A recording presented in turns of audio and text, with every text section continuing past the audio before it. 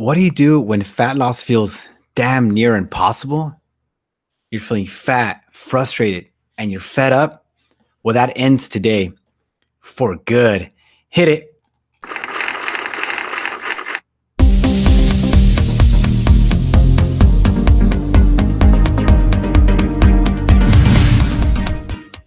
Yeah. Welcome to a fresh new episode of the Fitness Avengers, where we fight fat, frustration, and fitness fakes.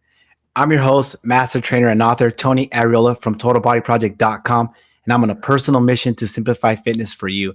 Coming at you every Monday night at 6 p.m. Pacific Standard Time on Facebook Live. Welcome. 2021. Are you tired of the weight loss, aches and pains? You have the right intentions, but you always seem to fail. If that's you, stick around.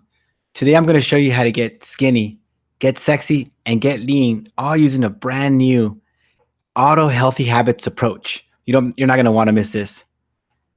So if you're watching, make sure you say hi, jump in the comments, say hello. Uh, it's an exciting time. It's a crazy time in the US, but it's a good time. It's always a good time to be alive.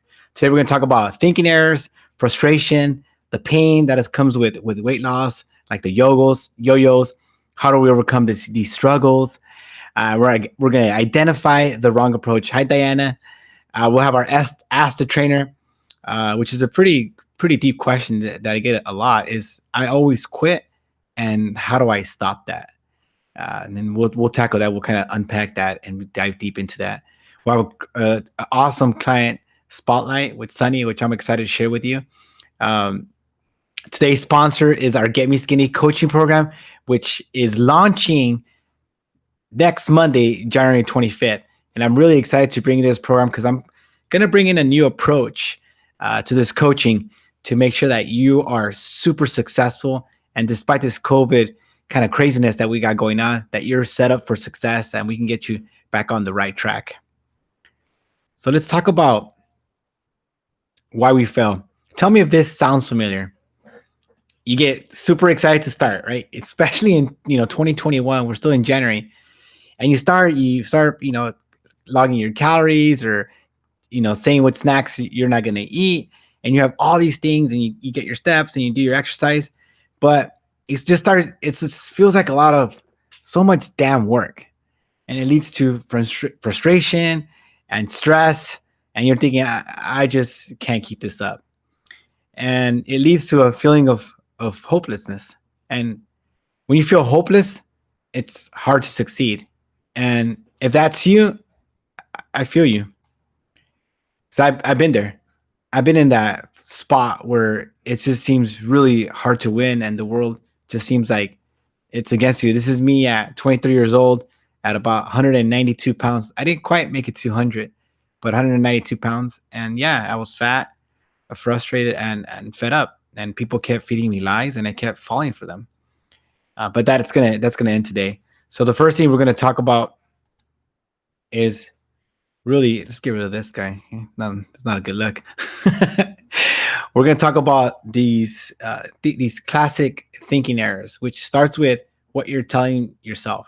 And I'm going through another certification this year, and what I'm learning in this nutrition class is really benefiting my clients is the relationship between what your mind does and what your body does. So the mind and body work together; they go hand in hand. So if you tell yourself, like you're fat, or that you're not good enough, guess what? You're gonna be fat, and you're not gonna be good enough. And these are classic thinking errors that we encounter on a day-to-day basis. So one of the tools that I'm using with my clients is this notice and name tool, where they can kind of catch these thinking errors, kind of stop them where they're at. And once you can identify these errors, then it's easier to make changes. It's not easy, it's just a little bit easier, and it's manageable. So the first one is perfection. People think they have to be perfect. They have to be perfect to succeed. You got to do everything exactly right, and no one's perfect. And so the problem with that is that when you think perfect and you think all or none, and when you fail, when you encounter some setbacks, people tend to just quit everything. Like, oh, I'm not doing it. Blah, blah, blah. this sucks. I'm not doing anything. And that's just really a wrong approach. You really want to think about just being consistent and not really blaming yourself too much if you're not perfect. Just be consistent and you're going to be better off. The next thing is discounting the positive.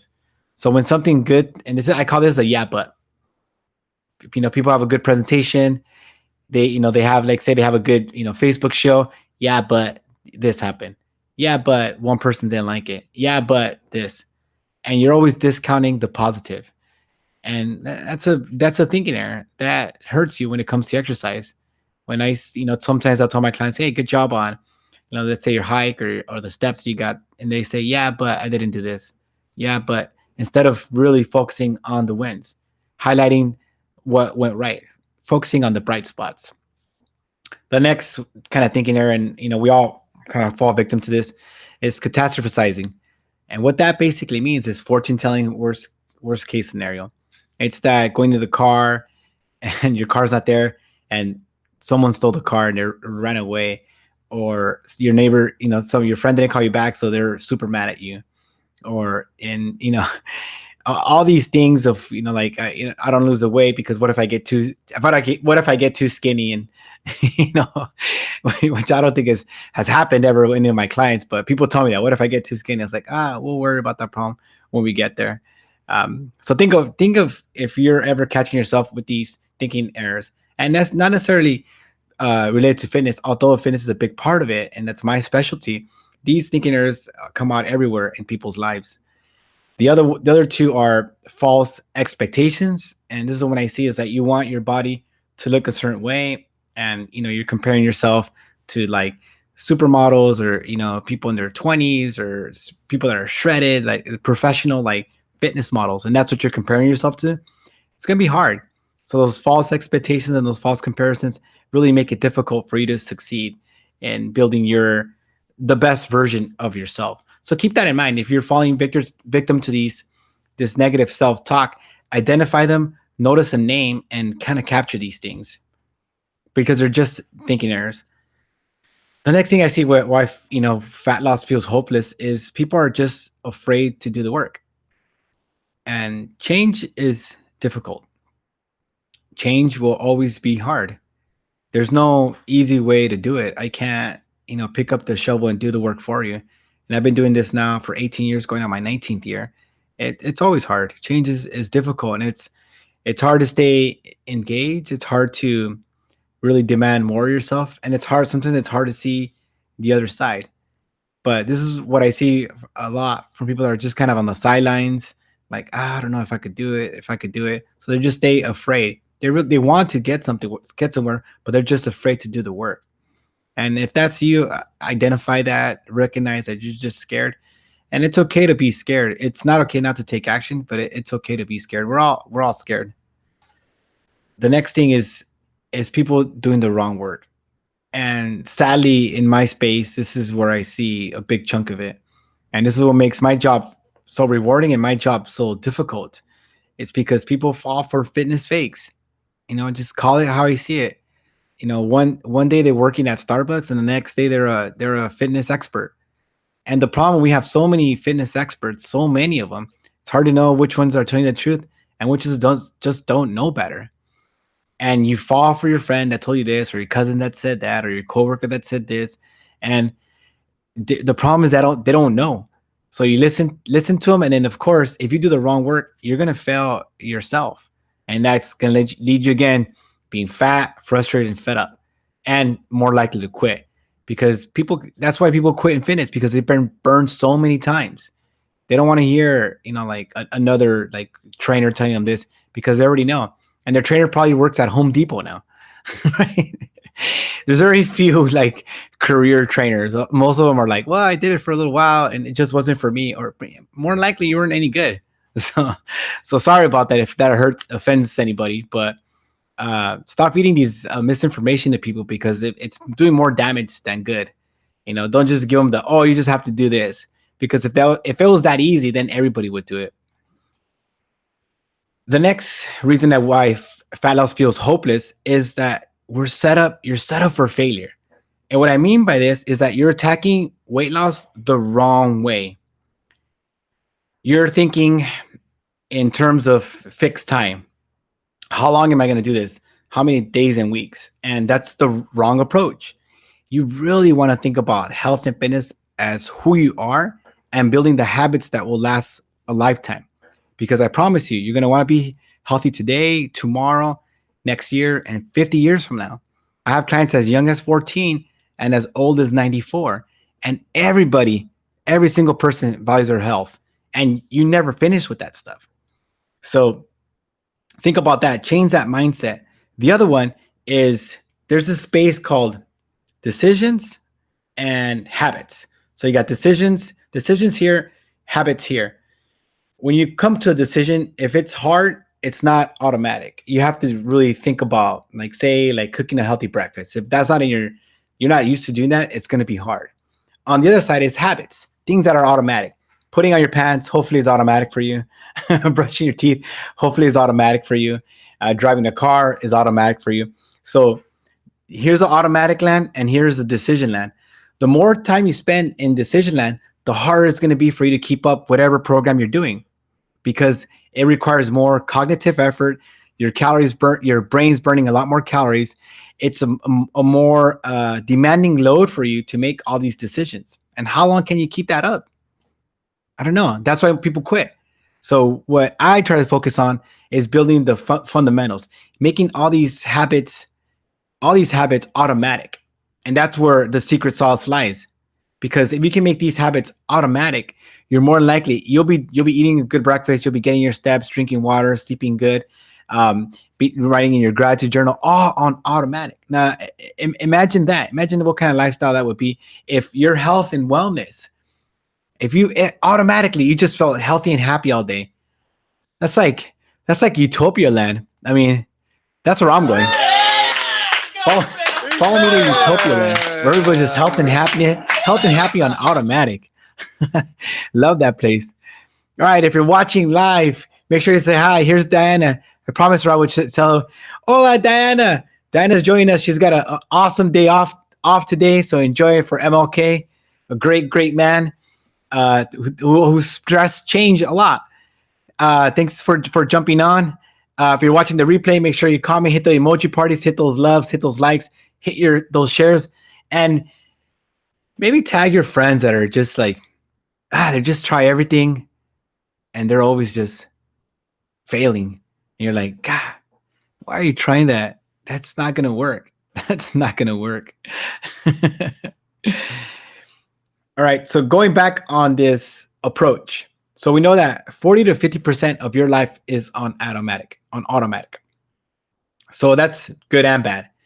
If you have bad habits, like, like getting up and getting a cookie, in the middle of your sleep, or, like going for seconds, or always finishing up your plate, or eating super fast. If you have those bad habits and they're ingrained in you, that's hard, because it's going to take some time to break those kind of bad habits. The good part about it is that there's this thing called neuroplasticity. And neuroplasticity is just a fancy word of saying your brain is kind of like plastic. It's moldable. And you can really mold it by the thoughts that you have. So once you start thinking positive and making these good changes, your brain's actual the physical structure of these neurons changes. And it makes healthy habits, healthy habits, just a lot easier. And that is just a good place to be. Because when you have these auto healthy habits, you put everything that you need to get done is on automatic. And just imagine that. You just get up and life is just, man, you just wake up and you're like, woo, like chipper, like, yeah, you smile, everybody, you're just kind because it's just automatic. You get your healthy breakfast because it's automatic. You drink your water because it's automatic. You go exercise because it's automatic. You kiss the fiance because it's automatic. You love the puppy because it's automatic, and you don't get upset because it's automatic. Man, just imagine utopia. One day we'll get there. It's my promise to you and to my clients that I will get you to this promised land where life is just amazing. It's abundant and it comes everywhere. Then you free up another 50% to make like the other decisions, like dealing with FAs at work, or contending to certain work projects, or things that you really have to think about or deal with, because your health and your happiness should not be something that's left to chance. That should be like automatic, because we don't know how many days we have left, right? We know we have a set amount of days. We just don't know how many. And any day that we miss not being healthy, not being happy, being like sad, feeling terrible about ourselves, is just a day wasted. And we don't want any of those days wasted. You don't deserve that. You deserve so much better. And the way you can help get this done is through some simple, basic accountability, making sure that you're building the right habits and that someone's there checking the work. I had my clients today, Rusty and Amy, who are 86 and 87 years old, and they get homework, and so they showed up and they had some homework, like sleep, track the sleep, see how the sleep's going, drink some water, things of that nature. And they showed up and their homework wasn't done. Their homework. Yeah, that's exactly what I said. And I had to talk to them about it, because I love them and I care about them, and they invested money in trusting me. But my job is to hold their feet to the fire and to be that little fitness angel on their shoulder, making sure that they're doing the right work, making sure they're doing the work that takes care of them. Because humans, for some reason, have the ability to take care of other things like pets, kids, family members, their car, their house. But when it comes down to taking care of themselves, they just don't do it. And if that's you, if you have a hard time taking care of yourself, you leave something as important as your health, like up to your own devices, then invest in somebody to help you. Get somebody to help hold your hand or help pick you up when you're falling down, or help guide you in the right direction. Because you can't just let health just be something like, oh, well, I was kind of healthy, but then, COVID hit and blah, blah. That's just terrible. Now, our acid trainer is, I always quit. How do I stop that? It's a good question. And it's a hard answer, because you really want to think about the mindset that you have going into this. And I feel for you. If you've quit before, if you quit, with your exercise program, with, trying to sleep better, or anything that you've tried and you just said, I'm not going to do this anymore, and you quit, whether it be, playing the guitar or whatever thing, like, I feel for you. And what I want to tell you and what I want to challenge you is that anytime that you try to improve something, that you want to change something that is worthwhile, it's going to be hard. It's never going to be easy, because the brain tends to want to go to what's easy and what's comfortable. And when you go to a space where it's not comfortable, it's hard and it's challenging, your brain automatically is like, I don't like this. I don't like this. And realize that. And with that, when that pain and that discomfort comes, just acknowledge it and know that pain and discomfort is part of growth. So think about that the next time that you start something, that if you're going to quit and it feels like uncomfortable and pain, that's just part of success.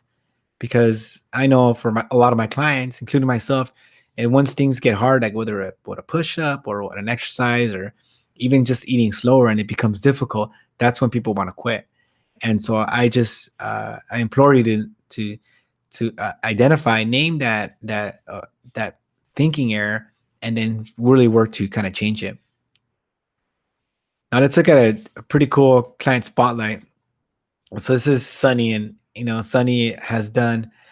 Sunny is actually one of my other clients. Is mom, and she told me her mom was. Chris told me her mom was really experiencing some really sciatic pain, where she couldn't get up in the morning, and some really bad back pain. And she said level pain is like 9 or 10, and they want to do surgery, and this and that. And it was a pretty kind of dire situation. And so she asked if I would step in to help Sunny, and I did. And I approached this like, I've been doing this now for a long time. And so I approached this with a kind of a 4-prong approach. We identified where she was at. So first thing we did was we added water for, her bones, for muscle tissue, to make sure that she's hydrated. Cause sometimes the stiffness is just caused by not enough water, like lubrication. Next thing was we really fixated on the sleep, making sure she gets the right amount of sleep, because sleep is where your body restores, where your immune system, your cells, your tissue really grows. So if you're missing the sleep, that could be a lot of reason why that pain comes in. We give her some stretches that she can, focus on getting the right length for her back, for her hamstrings, those types of deals. And then we really tackled her core and making sure that her core was strong, glutes, abs, things like that. And the other thing we did was a mindset. We really wanted, COVID's been hard, and it's been especially hard on Sunny. She's really social individual, and now with the quarantining and the masks and staying at home, she really hasn't been able to do that. So we've really focused on getting her mindset back and really filling her days with passion projects. And she loves to paint, so she got back on the painting. We got her on the gratitude journal. She's doing her steps on her Fitbit now. She got a new bike for Christmas, which I can't keep her off. And the pain is virtually gone. And really, the best part about this is for Sunny is that she's getting her life back and getting her independence together. And I know, as we grow older, we don't really want to be a liability to people that we love. We want to enjoy those years. And I know that starts with a good mindset, having a good program, and having somebody to hold you accountable, and guide you and hold your hand when when that struggle does come, because it will come. So Sunny, super proud of you. Congratulations on all your success. I'm excited for your future, and let's just keep rocking. Go, Sunny, go. Woo! All right.